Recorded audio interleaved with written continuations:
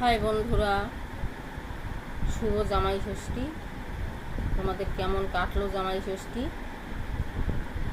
আশা করি ভালোই কেটেছে। তো আমার জীবনে খুবই একটা দুঃখজনক, কেননা আমার সারা জীবনই আমার দুঃখজনক।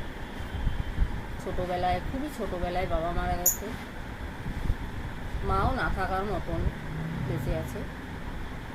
তো আমার জীবনে জামাই ষষ্ঠী কী জিনিস আমি জানি না, এবং বাবার বাড়ির যে ভালোবাসা তাও আমার কপালে নেই, একদমই নেই। তাই বলছি, তোমাদের জামাই ষষ্ঠী ভালো কাটুক।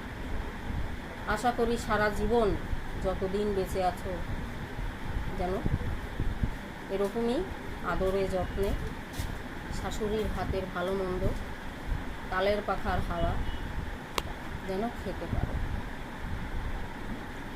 তো আমার জন্য তোমরা একটু দয়া করো এবং একটু ভালোবাসা দাও। আমার বাবা মা কেউই তো নেই, তাই আমার ভাইয়ে তোমরা, মাও তোমরা, বাবাও তোমরা, বন্ধুও তোমরা,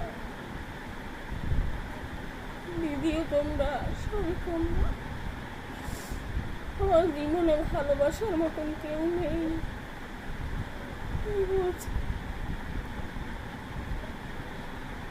তোমরা আমাকে একটু